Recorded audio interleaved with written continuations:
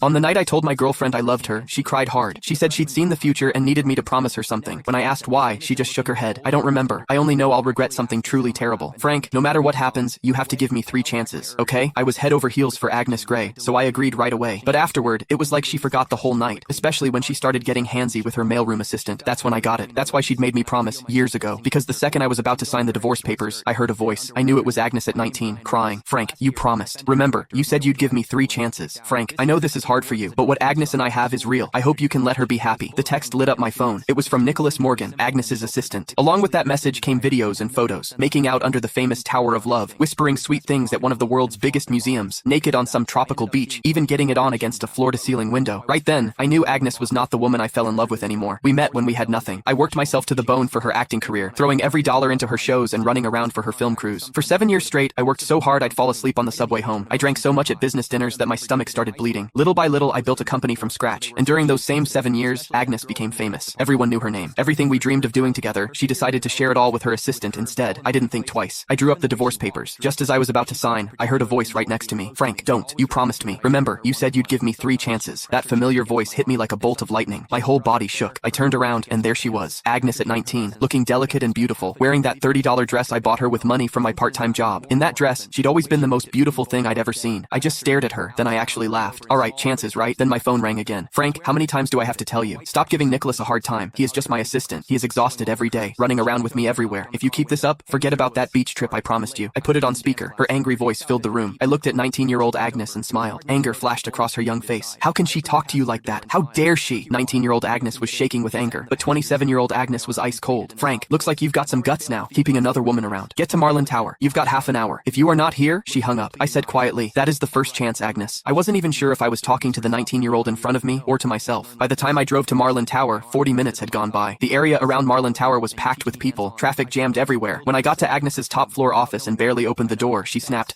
Frank, I warned you. You had 30 minutes to get here and now, I cut her off, turned around, and flopped onto the couch like I didn't care. Nicholas was there too. He kept his head down, eyes all red, his right hand holding his left wrist. My attitude seemed to set Agnes off. She slammed her hand on the desk. Frank, what is with that attitude? You still won't admit you were wrong? But before I could say anything, Nicholas jumped in. It is nothing really, just a watch. Don't blame Frank. That just made Agnes angrier, but instead of yelling at him, she held back and softened her voice. How can you say it is nothing? He is so petty. He even tried to steal the birthday gift he gave you. Don't worry, I am not taking his side. Then she turned back to me, her voice sharp as a knife. Frank, I am giving you one last chance. Give Nicholas his watch back. I'd lost count of how many times this had happened. No matter how many times Nicholas set me up, no matter what I said, it never mattered. The woman who used to trust me completely now only doubted me. Couldn't be bothered to argue. I stood up, took off the old watch from my wrist, and tossed it on the floor at Nicholas's feet. Click the link in my bio to get the full story for free.